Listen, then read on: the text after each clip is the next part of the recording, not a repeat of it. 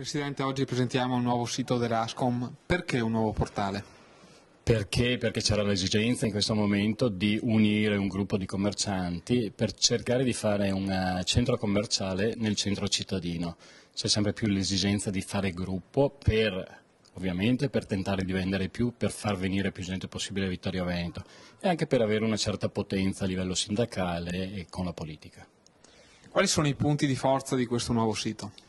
I punti di forza di questo sito sono la facilità di entrarci da parte di qualsiasi cittadino e di trovarsi a disposizione di questo portale e dei siti di tutti i commercianti nei quali vengono esposte tutte le notizie inerenti al punto vendita, dagli orari ai marchi, dalle varie promozioni, da tutto quello che è inerente al punto vendita.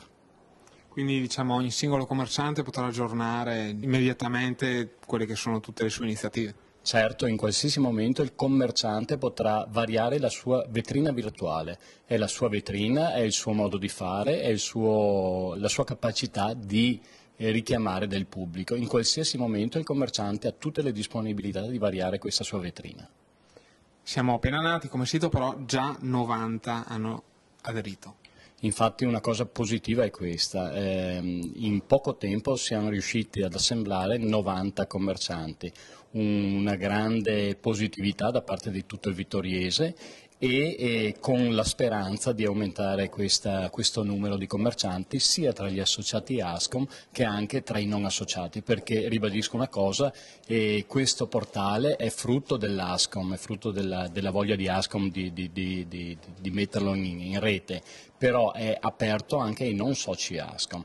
Un'altra cosa, vorrei ribadire, è che l'Ascom vittoriese, che fa parte, ha un mandamento abbastanza grande perché va da Miane a Cordignano, ovviamente aprirà in un seguito l'opportunità di tutto il commercio di questo resto del mandamento per entrare in questo portale.